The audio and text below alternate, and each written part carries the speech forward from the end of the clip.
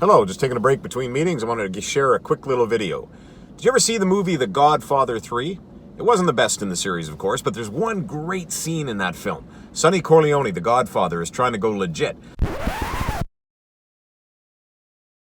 but keeps getting thwarted, and at one point he rages, "They keep pulling me back in," right? Now, I find this happens to most business owners. They want to remove themselves from what you might call the daily operations, and they get their team to look after things. But the team keeps pulling them back in. They get constant interruptions and questions. People are afraid to make decisions on their own, or they just want to check in with the boss because they won't get into trouble that way. Now, if that sounds at all familiar, I've got a great tip for you today. Now, there are a number of reasons why this might be happening to you. You want to look at whether maybe your management style actually discourages people from making decisions on their own, or whether maybe you have an ego need to be the person others turn to. But if you really want to reduce the questioning and the interruptions, I'm going to share with you a very simple and a very magic formula. It actually accomplishes a few things for you. It reduces the number of unwanted interruptions. It teaches your team to take responsibility for themselves. And it builds confidence in your team while it functions as an actual training program. Now, the formula is this. It's called 1-3-1. And it works like this. You make a rule within your organization, and apart from any time-sensitive emergency, no one can come to you with a question unless they have gone through each of the following 3 steps. 1 question, clearly articulated, 3 possible solutions, 1 recommendation. So let me break that down for you.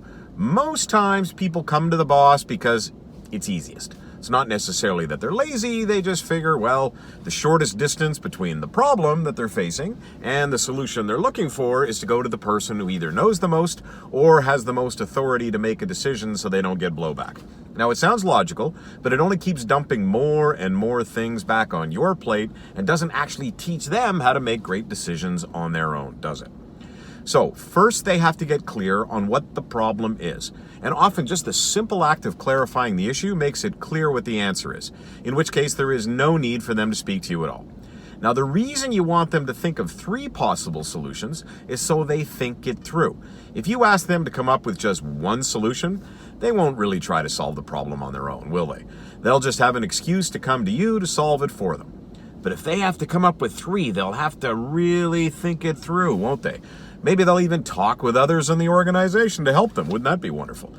Now, a couple of things happen when they start to do this. First, many times when they go through that thinking work, the answer will become so obvious that they won't need to come and bug you at all. This alone will reduce the number of asks that you face every day. It also helps train them. By thinking things through, they'll start to see how to solve problems on their own. And finally, they have to choose 1 as a recommendation. That takes the thinking even further, as they'll have to explain their reasoning to you.